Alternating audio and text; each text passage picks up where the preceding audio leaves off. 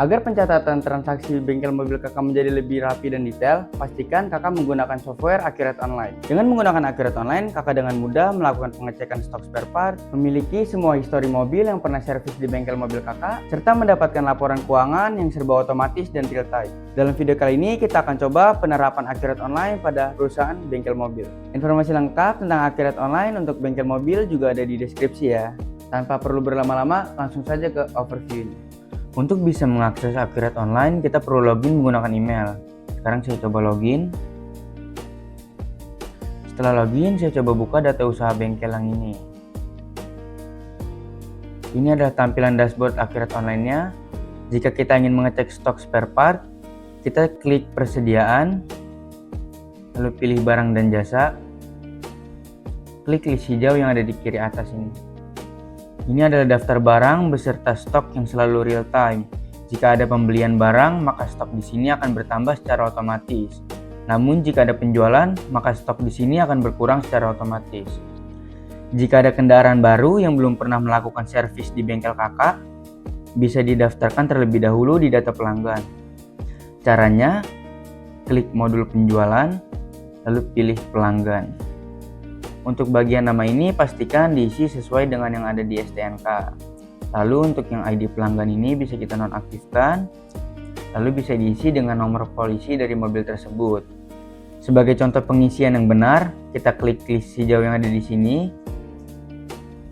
Lalu kita pilih salah satu pelanggan. Nah, di sini untuk nama pelanggannya diisi sesuai yang di STNK. Lalu ID pelanggannya nomor polisi dari mobil tersebut. Untuk kategorinya di sini bisa dipilih ada SUV, LCGC, dan MPV. Sebagai contoh di sini saya pilih yang SUV. Lalu di sini ada nomor telepon, bisa diisi di sini, lalu nomor WhatsApp dan email. Untuk alamat penagihan teman-teman bisa isi di bagian sini. Dan mata uang utamanya bisa juga dipilih. Lalu untuk nomor mesin, nomor rangka, merek kendaraan, tipe kendaraan, dan tahun pembuatan kendaraan teman-teman bisa isi di info tambahan yang ini. Setelah semua data kendaraan diisi lengkap, langkah selanjutnya kita buatkan surat perintah kerja jika ada kendaraan pelanggan yang akan diservis. Caranya kita klik modul penjualan, kita pilih pesanan penjualan. Nah, di sini bisa diisi nama pelanggannya. Misal kita pilih yang Suhendra. Lalu di sini bisa dipilih untuk barang dan jasanya. Misal pelanggan ini mau ganti aki. Nah, lalu setelah seperti ini teman-teman isi mekaniknya di sini. Lalu kita klik lanjut.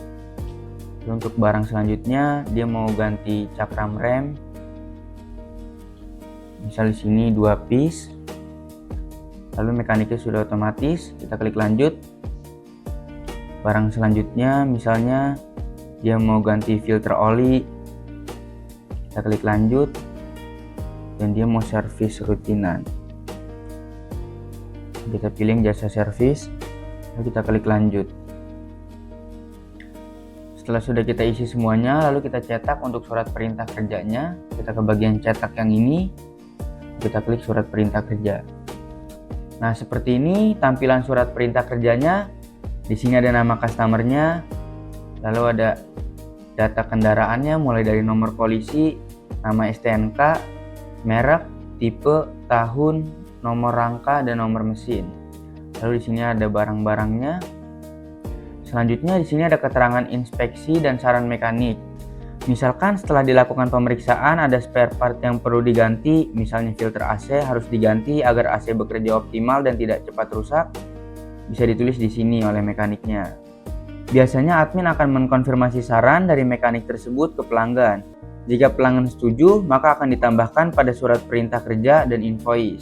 Kita tambahkan, kita klik tutup dulu. Kita ke bagian list hijau yang ini, lalu kita cari pelanggan yang tadi, Suhendra. Lalu kita ke bagian informasi. Misalkan filter AC harus diganti agar AC bekerja optimal dan tidak cepat rusak, kita tambahkan di keterangan yang ini. Lalu misalkan lampu depan mobilnya mati, kita bisa tambahkan juga di keterangan yang ini. Setelah kita sudah tambahkan di keterangan, kita balik lagi ke rincian barang. Kita cari barangnya, lampu mobil. Sini kita klik lanjut, lalu filter AC. Nah, filter AC kita klik lanjut.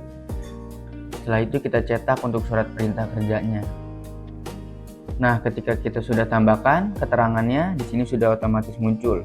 Filter AC harus diganti dan lampu depan mobil mati. Untuk barangnya juga sudah nambah lampu mobil dan filter kabin AC. Setelah itu kita klik tutup.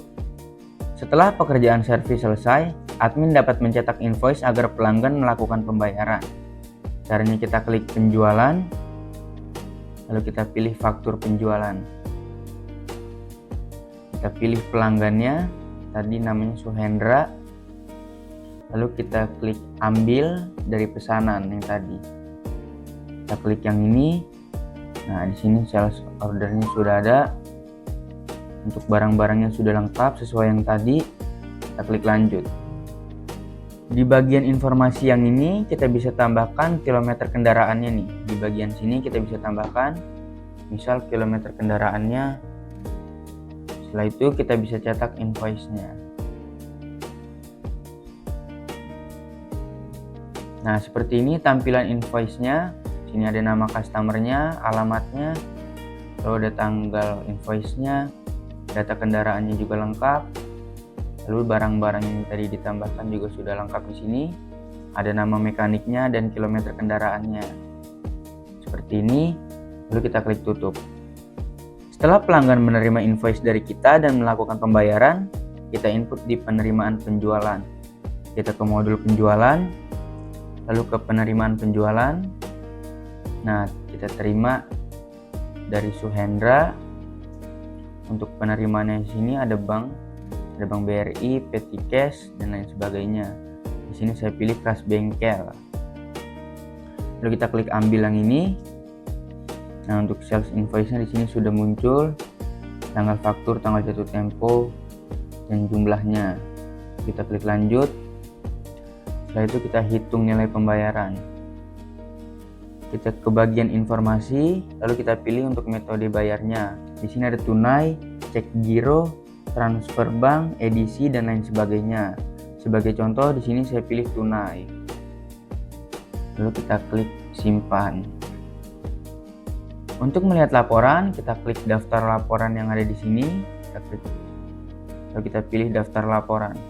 Di sini ada laporan memorize hasil modifikasi sendiri. Contohnya laporan history service kendaraan customer. Kita klik. Lalu untuk tahunnya kita bisa sesuaikan. Kita tampilkan. Nah, di sini ada rincian penjualan per barangnya. Lalu contohnya di sini ada kendaraan dengan plat sekian, melakukan servis pada tanggal 7 Januari, melakukan pergantian cakram rem, filter oli mesin. Lalu pada tanggal 2 Maret, kendaraan tersebut melakukan servis kembali dan melakukan pergantian oli mesin, spuring dan balancing. Oke, di sini ada contoh kendaraan lain dengan plat sekian, melakukan servis pada tanggal 5 Mei, melakukan pergantian cakram rem, pergantian aki, filter udara, dan oli mesin, dan lain sebagainya. Selain laporan memorize, di sini juga ada lebih dari 200 laporan yang sudah dikelompokkan sesuai jenisnya. Sebagai contoh di sini saya buka yang bagian keuangan. Nah, di sini ada laba rugi standar, ada neraca, ada arus kas, dan masih banyak lagi di bawahnya. Sebagai contoh saya buka yang laba rugi standar. Di sini tahunnya kita bisa sesuaikan. Kita klik tampilkan. Nah, di sini ada penjualan spare part, ada pendapatan jasa, lalu ada HPP, lalu ada biaya administrasi bank, dan ada laba bersihnya.